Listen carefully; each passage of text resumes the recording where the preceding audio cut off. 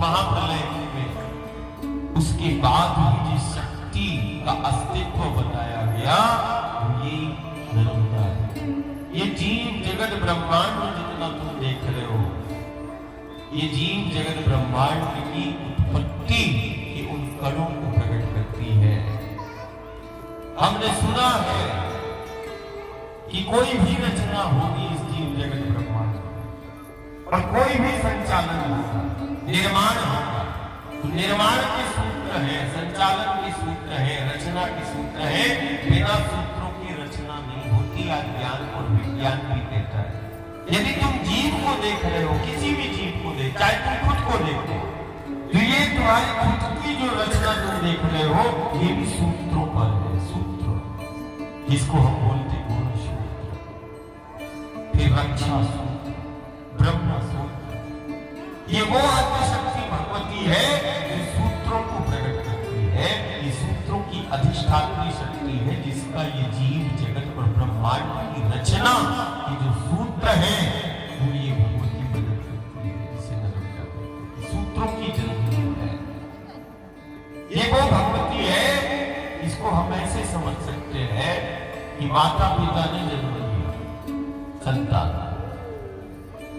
तो जन्म लेने के बाद वो माता पिता उसको छोड़ता नहीं है।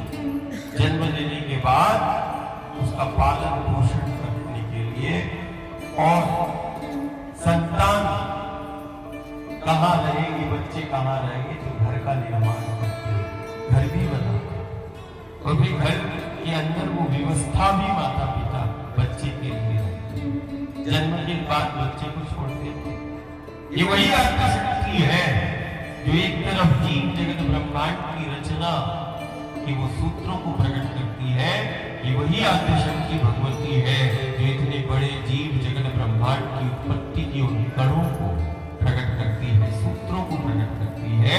जैसे माता पिता बच्चे को जन्म देते हैं, ऐसे ये जीव जगत ब्रह्मांड की रचना करती है, उत्पत्ति के मूल में है और उसके बाद ये जीव जगत ब्रह्मांड को ऐसे नहीं छोड़ती। जैसे घर माता पिता बच्चों के लिए घर बनाते हैं, वैसे ही ये वही आत्मशक्ति भगवती है कि ये जीव जगत ब्रह्मांड के लिए वो चक्रों का निर्माण करती है, जिन चक्रों में ये जीव जगत और ब्रह्मांड स्थित है। ये चक्रों को भी निर्माण करती है। ये वही आत्मशक्ति है जो जीव को जगत को ब्रह्मांड को चक्रों में स्थित करती है। और ये वही आत्मशक्ति है जैसे कुम्हार चाक पे मिट्टी को रखता है और अपने हाथों से घुमा देता है, ऐसे ही आत्मशक्ति कुम्हार जैसे काम करती है। वो चक्रों को निर्माण करती है।